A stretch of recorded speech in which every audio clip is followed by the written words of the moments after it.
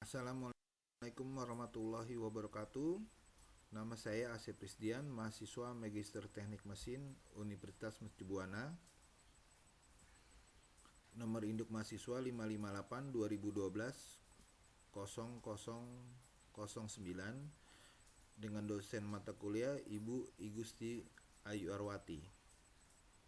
Saya akan mempresentasikan tugas besar 2 untuk mata kuliah analisa kegagalan dan korosi, yaitu korosi pada logam atau paduan logam. Judul makalah: analisa kegagalan dan korosi pada pompa sentrifugal cooling tower dengan motor 45 kW dan putaran motor 3000 rpm.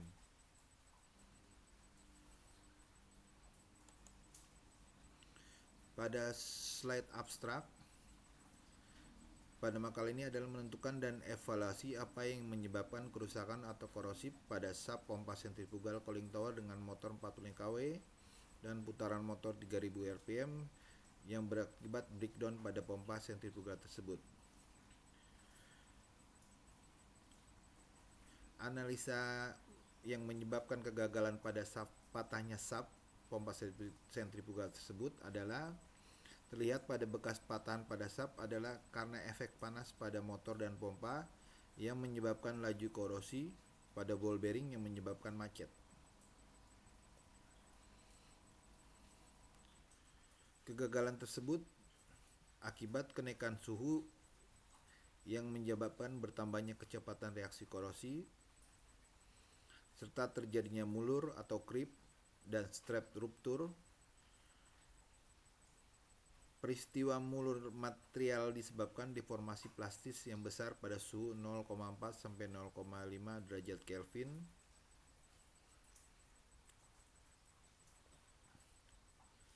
Sedangkan kondisi strap rupture ditandai dengan adanya retak intergranular yang berada di sekitar patahan. Metode konsep analisa kegagalan yang digunakan adalah failure evidence and proof, investigation and understanding, analysis and identification, corrective action, dan implementation. Pada slide pendahuluan, pengertian korosi. Korosi merupakan suatu kerusakan yang dihasilkan dari reaksi kimia antara sebuah logam atau logam panduan dan di dalam suatu lingkungan. Pengertian fenomena korosi merupakan reaksi kimia yang dihasilkan dari dua reaksi setengah sel yang melibatkan elektron, sehingga menghasilkan suatu reaksi elektrokimia. Dari dua reaksi sel ini terdapat reaksi oksidasi pada anoda dan reaksi reduksi pada katoda.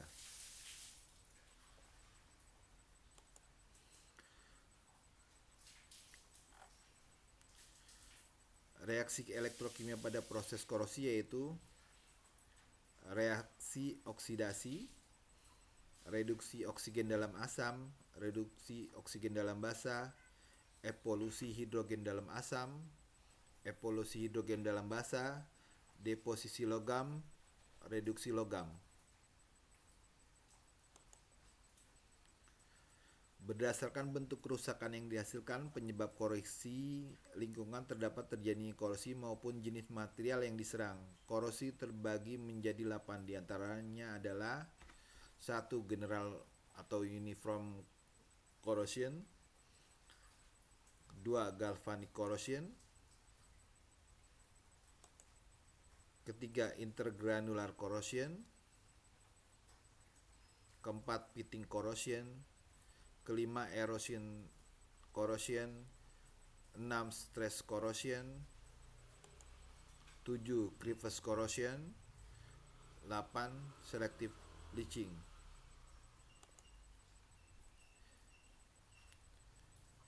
Beberapa faktor yang mempengaruhi proses korosi pada sistem antara lain: 1. komponen ion larutan dan konsentrasinya, pH atau tingkat keasaman, kadar oksigen, temperatur dan transfer panas, dan kecepatan pergerakan fluida.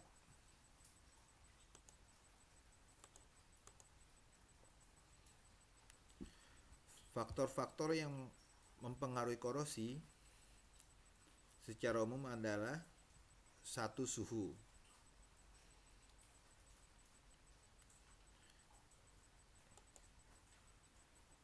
Pada faktor suhu merupakan analisis yang berhubungan dengan kegagalan pada pompa sentrifugal tersebut.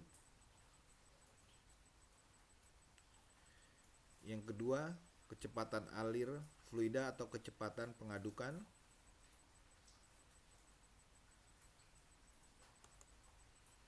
Tiga, konsentrasi bahan korosif. Hal ini berhubungan dengan pH atau keasaman. Keempat, oksigen.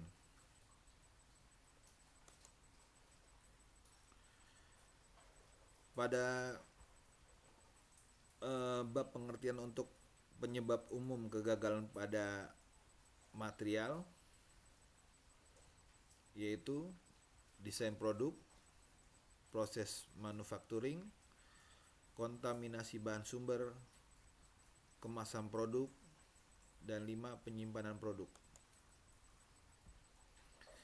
Dan pada slide ini adalah jenis-jenis patah pada material. Yang pertama adalah patah ulet, patah lelah,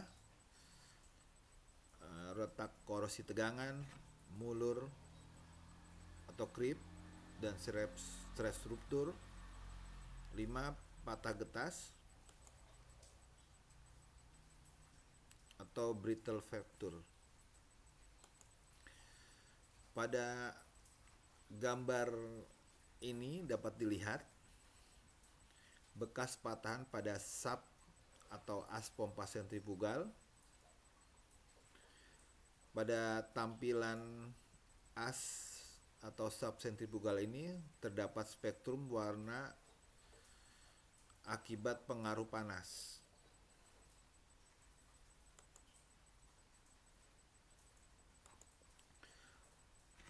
Untuk analisa pengujian kerusakan dan keretakan dapat menggunakan metode NDT atau non-destructive testing. Di antaranya 1, ujian cairan penetran, 2, inspeksi serbuk magnet, yang ketiga, ultrasonic inspection.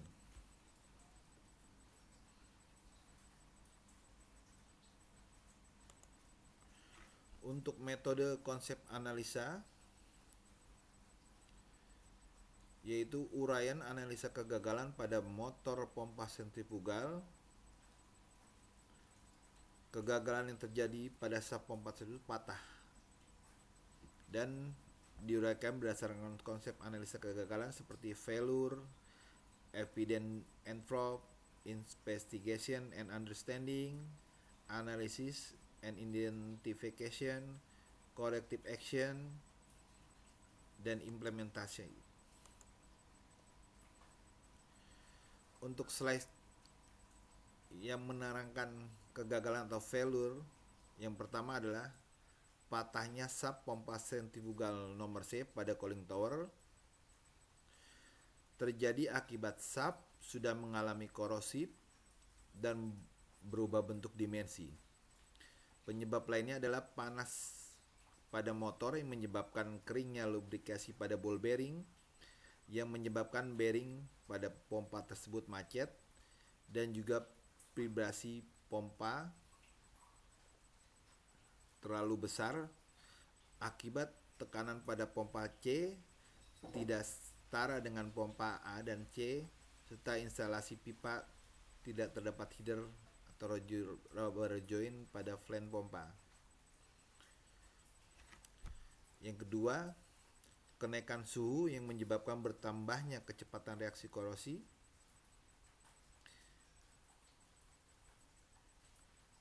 Yang ketiga, mulur atau krip dan stress rupture.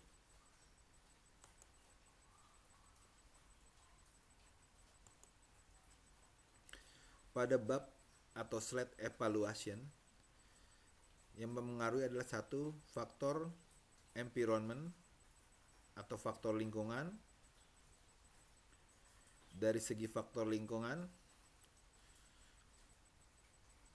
dapat dilihat atau saya analisa adalah tangki tower ground tank dan jalur instalasi air tune menggunakan gutter open loop atau posisi kembalinya air menggunakan gutter posisi terbuka atau tidak tertutup. Yang kedua adalah quality manufacturing. Dari segi manufacturing, analisa instalasi pipa pompa tersebut tidak terdapat header dan cek balap setara berjoin karena 3 unit pompa running bersamaan dengan jarak dan luas penampang yang berbeda.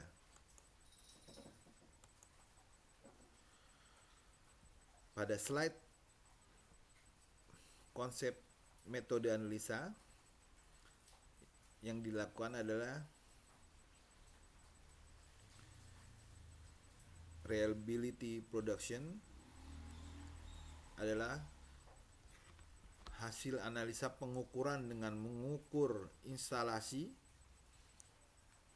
tanpa header ampere pada motor A, B, dan C tidak sama walaupun kapasitas daya motor adalah sama 45 kW, tetapi dalam kondisi tersebut motor atau motor pompa kolektor nomor C bisa mencapai 82 ampere, sedangkan motor A dan B hanya mencapai 70 dan 73 ampere.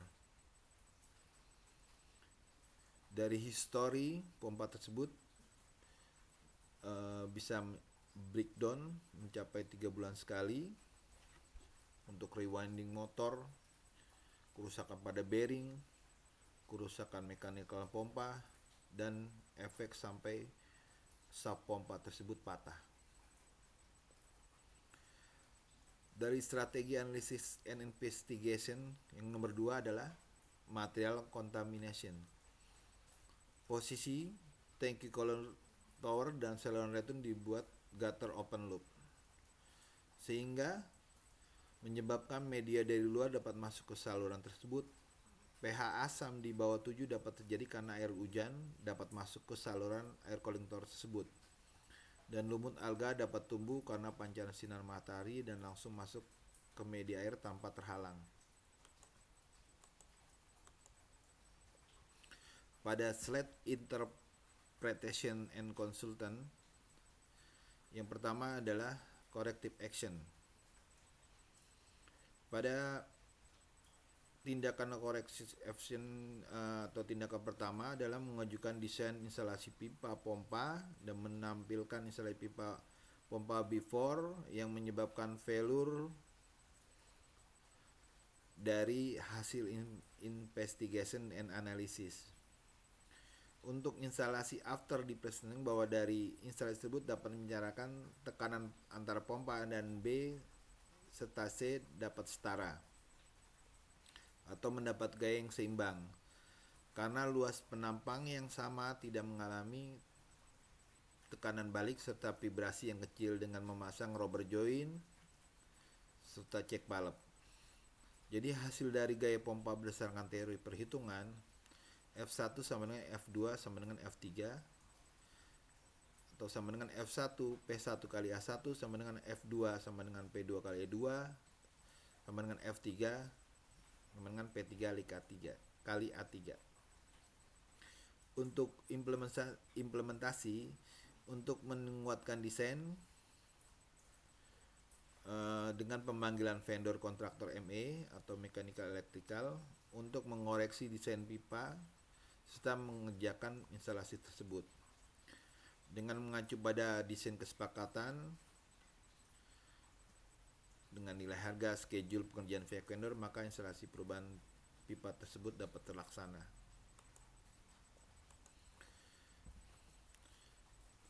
Pada gambar slide ini dapat diterangkan bahwa ini adalah instalasi pipa awal. Bentuk instalasi pipa motor A, B, dan C secara terpisah tanpa menggunakan header dengan luas penampang yang berbeda, otomatis gaya tekanan dari pompa 1, pompa A, pompa B dan C tidak akan seimbang atau setara. Ini yang menyebabkan salah satu motor atau pompa cooling tower terjadi overheat.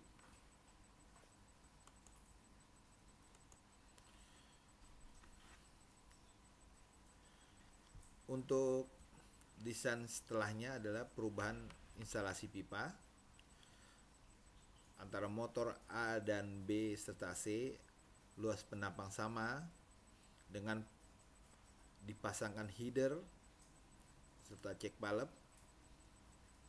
Jadi untuk tekanan tidak akan berbenturan antara tekanan motor pompa A, B dan C akan setara. Dan ini slide gambar yang menerangkan pada pandangan depan ketiga pompa itu memiliki check valve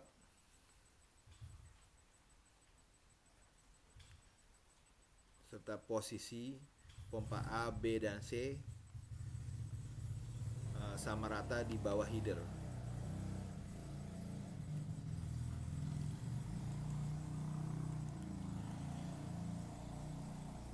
Jadi kesimpulannya adalah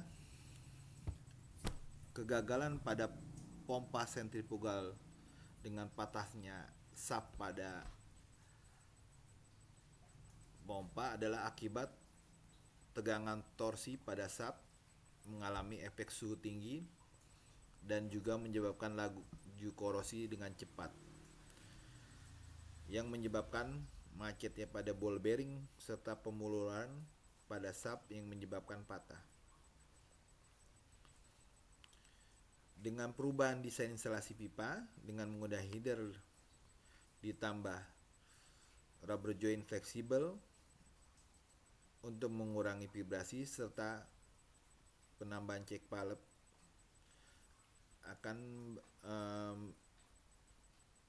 berakibat tekanan pompa berubah 4 bar dengan hanya satu pompa. Sebelumnya tekanan pompa mencapai bar harus dengan 3 unit pompa. Dengan hasil perubahan pada instalasi, hasil pada ampere motor C awalnya 83 turun menjadi 67 ampere. Hal ini tidak akan menyebabkan panas pada motor pompa, sehingga kegagalan pada pompa kemungkinan kecil akan terjadi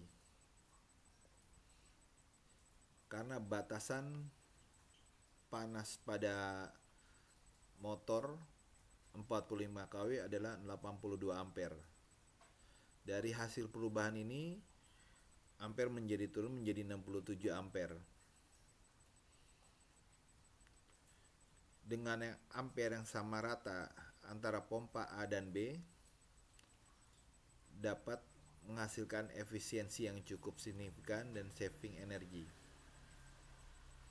Dan kejadian untuk kegagalan pada pompa tidak saya temuin lagi.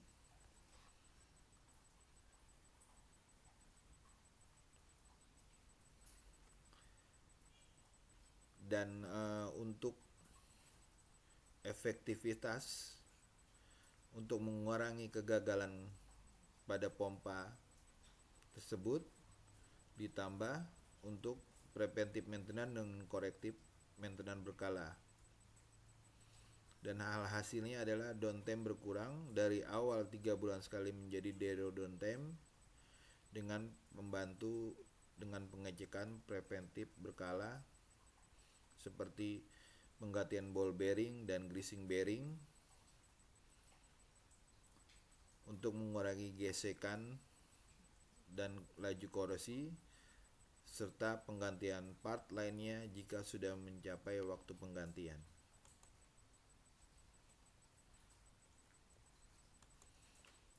Sumber jurnal pada makalah ini adalah yang pertama adalah analisa saya yang lakukan pada instalasi pompa centrifugal cooling tower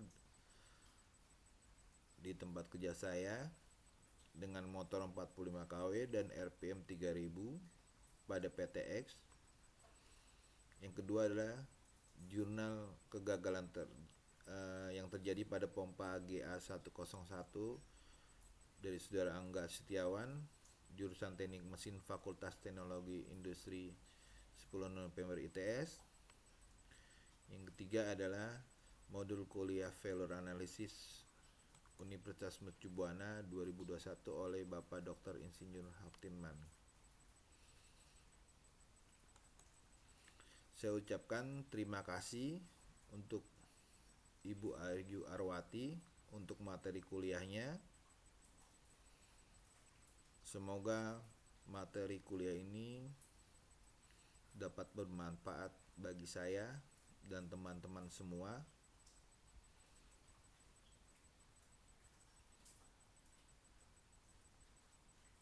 Mohon maaf jika ada kesalahan dan perkataan saya yang tidak berkenan. Mohon koreksi dari Bu Ayu serta teman-teman semua.